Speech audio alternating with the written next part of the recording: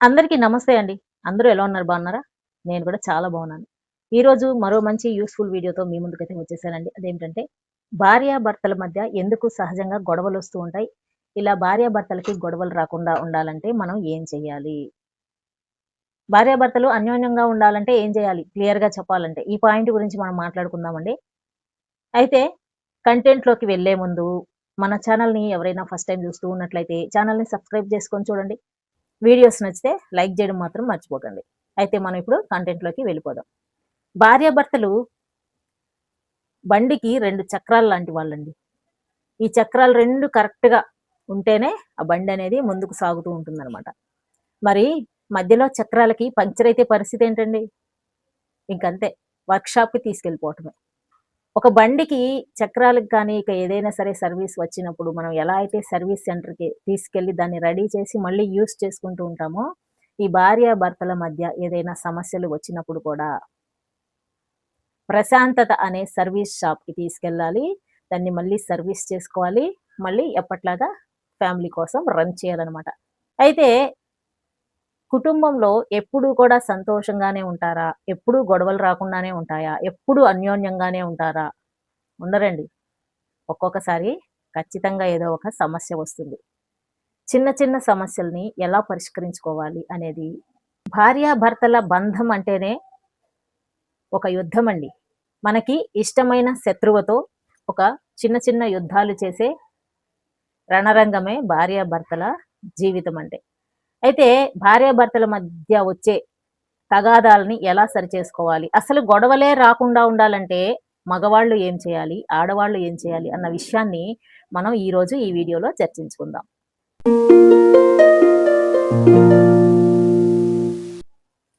నమస్తే అండి. Welcome to my channel. నేను మీ సునీత. ఈరోజు వీడియోలో మనం భార్యాభర్తల మధ్య ఎలాంటి గొడవలొస్తాయి? చిన్న చిన్న సమస్యలు వస్తే వాటిల్ని ఎలా పరిష్కరించుకోవాలి? గొడవలకి అసలు కారణాలేంటి? గొడవలు పెద్దది గాకుండా ఉండాలంటే ఏం చేయాలి? సమస్యని చిన్నలోనే తీసివేసేయాలంటే ఇక అన్యోన్యంగా, ఫ్రెండ్లీగా జీవితాన్ని కొనసాగించాలంటే ఏం చేయాలనేది తెలుసుకుందాం. మామూలుగా ఎందుకొస్తాయి భార్యాభర్తల మధ్య గొడవలు అనంటే, చిన్న చిన్న విషయాలని తీసుకొని పెద్దదిగా మనం చేసినప్పుడు ఖచ్చితంగా గొడవలు రావటానికి అవకాశాలుంటాయన్నమాట. ఇప్పుడు మీరు ఆఫీస్ నుంచి వచ్చినప్పుడు నేను జెంట్స్‌కి చెప్తున్నానండి. ఆఫీస్ నుంచి వచ్చినప్పుడు మీ ఆవిడ గారు టీవీ చూస్తా ఉన్నారనుకోండి. మీరు వెంటనే "ఏం చూసావులే రోజు చూసే టీవీయే గదా! ఆ మూల పడేసి రా తొందరగా నాకు కాఫీ పెట్టివ్వు" అని అలా అడగకూడదనమాట. కాఫీ ఒక 5 నిమిషాలు లేట్ అయినా పర్వాలేదండి. యుద్ధం రాకుండా ఉండాలంటే మాత్రం ఆ టీవీ సీరియల్ మీరు గూడా చూడండి. మీకిష్టమున్నా లేకపోయినా చూడండి. అందులో ఉన్న ఏదో ఒక క్యారెక్టర్ విలన్ క్యారెక్టర్స్ ఉంటాయి గదా! నార్మల్‌గా మనకి సీరియల్ అంటేనే విలన్ క్యారెక్టర్సే ఉంటాయి. ఒక మంచి క్యారెక్టర్ ఒకరిద్దరుంటారనమాట. మిగతా అంతా విలన్సే కదా ఉంటారు. వాళ్ళలో ఒక విలన్ గురించి మీ ఆవిడని డౌట్ అడగండి. ఆ విలన్ ఎవరు అని జెప్పేసి. ఇంక చాలు. ఇక మీ ఆవిడ మొత్తం ఒక గంట సేపు ఆ విలన్ తాలూకా స్టోరీ మొత్తం మీతో చెప్తుంది. ఓపికగా వినండి. వినాలని ఉన్నా, లేకపోయినా. ఇక ఏం జేస్తాం చెప్పండి ఒప్పుకున్న తర్వాత. అంతే ఆ విలన్ యొక్క తాలూకా మొత్తం స్టోరీ అంతా మీతో చెప్పేస్తుందనమాట. కాస్త ఆవిడకి సాటిస్ఫై అనేది ఫీల్ అవుతుంది. మీ భార్య చూస్తున్నప్పుడు చిటపటలాడకుండా మీరందులో ఇన్వాల్వ్‌మెంట్ అవుతున్నట్టుగా జస్టు వాటి క్యారెక్టర్స్ గురించి అడగటం. అడిగితే మీకు ఇంట్రెస్ట్‌గా వాళ్ళు చెప్తారనమాట. ఇలా చెప్పేసిన తర్వాత మీరు కాఫీ అడుగుతారన్న విషయం వాళ్ళకి తెలుసు కాబట్టి, మీరు అడిగినా, అడగకపోయినా కాఫీ చక్కగా మీకు వేడి వేడిగా బయటకొచ్చేస్తుంది. కాఫీ చక్కగా రెడీ అయిపోయి మీ చేతికి అందిచ్చేస్తారు. ముఖ్యంగా భార్య తరపు నుంచి చుట్టాలు గాని ఎవరైనా వాళ్ళ ఇంటికి మీ ఇంటికి వచ్చారనుకోండి, వాళ్ళ గురించి అస్సలు విమర్శించకండి. వాళ్ళంటే మీకు ఇష్టం ఉన్నా, లేకపోయినా సరే ఎంతో మర్యాద ఉన్నట్టుగానే ఉండండి. ఇష్టం లేకపోవటం అనేది తర్వాత చూసుకుందాం. మీరు గనక వాళ్ళ చుట్టాలని అంటే వాళ్ళ సొంత వాళ్ళని ఏమైనా అన్నారో, అది ఖచ్చితంగా మనసులో పెట్టుకుంటారు. నెక్స్ట్ మీకు కాఫీలో వేసేది పంచదార కాదు, సాల్ట్ వేసినా సరే మీరు ఆశ్చర్యపోవాల్సిన అవసరం లేదు. అదే విధంగా వాళ్ళు కూడా మీరు ఎప్పుడైతే వాళ్ళ సొంత వాళ్ళకి గౌరవం, మర్యాద ఇస్తూ ఉంటున్నారో, అదే విధంగా మీ తరపు వాళ్ళకి కూడా ఇవ్వటానికి ట్రై చేస్తారు. లేదనుకోండి మీరు అర్థమయ్యేటట్టు చెప్పాలనమాట. ఏదైనా సరే సున్నితంగా చెప్పే విషయంలోనే ఉంటుందండి. అవతల వ్యక్తికి అర్థమవ్వాలా లేదా అనే విషయం మనం చెప్పేదాన్ని బట్టి ఉంటుంది అనమాట. మనం వాళ్ళ పేరెంట్స్‌కి గౌరవం ఇస్తే, వాళ్ళు కూడా మన పేరెంట్స్‌కి గౌరవం ఇస్తారు. అట్లా ఇవ్వట్లేదనుకోండి చెప్పి మరి మనము వాళ్ళని మార్చాలి కానీ కటవుగా మాట్లాడినంత మాత్రాన వాళ్ళ మనసులో ఉన్న అభిప్రాయాలు మారిపోవు. కనీసం మన కోసమైనా సరే మన వాళ్ళకి గౌరవం ఇచ్చేలా మనం మలుచుకోవాలి. మన లైఫ్ ప్రశాంతంగా ఉండాలి అని అంటే మన నోరుని అదుపులో పెట్టుకొని మాట్లాడే మాటలని కూడా చాలా అదుపులో పెట్టుకున్నప్పుడే మనకి ముఖ్యంగా మగవాళ్ళకి వంటగదిలో నుంచి పప్పు గుత్తులు ఈ చపాతీ కర్రలు ఎగురుకుంటూ వచ్చి తలకి తగలకుండా ఉంటాయన్నమాట. ఏమంటారు? ఏదైనా ఒక ఆర్గ్యుమెంట్ స్టార్ట్ అయిందనుకోండి భార్యాభర్తల మధ్య పొడిగించకూడదనమాట. ఎక్కడికక్కడ తుంచేసుకుంటూ ఉండాలి. అవసరమైతే సారీ చెప్పేసేయాలి. సారీ చెప్పినంత మాత్రాన మనం ఓడిపోయామని అర్థం కాదండి. మన బంధాన్ని మనం నిలబెట్టుకోవటంలో గెలిచామనేది అర్థం వస్తుందని జెప్పేసి అసలు మర్చిపోకండి. కాబట్టి మీ భార్యకి గాని, భర్తకి గాని సారీ చెప్పాల్సి వస్తే అర్జెంట్‌గా ఏమాత్రం సిగ్గుపడకుండా చెప్పేసేయండి. అప్పుడే మన లైఫ్‌లు ప్రశాంతంగా ఉంటాయన్నమాట. ఇక నంబర్ 3 అండి. ఇది చాలా ముఖ్యం. చాలామంది ఈ వీడియో నేను చాలా వరకు జెంట్స్‌కి సంబంధించిన టిప్స్ మాత్రమే చెప్తున్నానండి. లేడీస్‌కి మన ఆడవాళ్ళకి సంబంధించిన టిప్స్ నేను నెక్స్ట్ ఎప్పుడైనా వీడియోలో చెప్పటానికైతే ట్రై చేస్తానండి.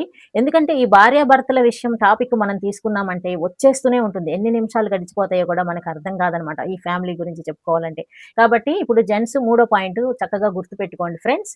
ఏంటంటే ఈ జెంట్స్ చేసే కక్కుర్తి పనులు కొన్ని ఉంటాయండి. వీటిని మాత్రం ఏ భార్యలు క్షమించరు. బయటికి ఎక్కడికైనా ఎళ్ళినప్పుడు ఆటోమేటిక్‌గా ఎవరో ఒక అందమైన అమ్మాయి మెరుపు తీగలాగా వస్తుంది. వీళ్ళేం చేస్తారు, పక్కన భార్య ఉన్నదని కూడా అర్థం చేసుకోకుండా ఆవిడ చూస్తుందో లేదో చూడట్లేదులే, ఏం చూస్తుందిలే అనుకోని చక్కగా ఆ వచ్చిన అమ్మాయి వంక చూస్తా ఉంటారనమాట. కానీ ఫ్రెండ్స్ మీరు చూడట్లేదని అనుకుంటారేమో కానీ 24 గంటలు మీ మీద సీఐడీ ఆఫీసర్ కన్నా కూడా పవర్‌ఫుల్ అయిన నిఘా నేత్రం మిమ్మల్ని గమనిస్తూ ఉంటుందని మాత్రం ఎట్టి పరిస్థితిలోనూ మర్చిపోకండి. ఆ సమయానికి వాళ్ళు చూడనట్టుగా ఉన్నా సరే, ఆ తర్వాత ఇంటికెళ్ళిన తర్వాత ఏదో ఒక సాకుని పెట్టి మిమ్మల్ని ఇబ్బంది పెట్టడానికి చూస్తూ ఉంటారు. మనసులో పెట్టుకుంటారనమాట ఇట్లాంటి విషయాలు. కాబట్టి ఈ చిన్న చిన్న విషయాల్లో కక్కుర్తి పడకుండా మీ భార్య ముందు నిజాయితీగా నడుచుకోవటానికి చూడండి. అక్కడ వచ్చేది ఎంత అందమైన అమ్మాయి అయినా కానియండి, మీ ఆవిడ ముందు మాత్రం మీరు అంటే మీ ఆవిడ లేనప్పుడు చూడమని అర్థం కాదండోయ్! మళ్ళీ తప్పుగా అర్థం చేసుకొని మా ఆవిడ లేనప్పుడైతే చూడొచ్చా అని జెప్పేసి అట్లా అనుకోకండి. భార్యని మనం ఎంత నిజాయితీగా ప్రేమిస్తామో, అంతకంత రెట్టింపు నిజాయితీతో కూడిన ప్రేమ మీకు సొంతమవుతుంది. ఇది మీరు అనుభవిస్తే మాత్రమే తెలుస్తుందనమాట.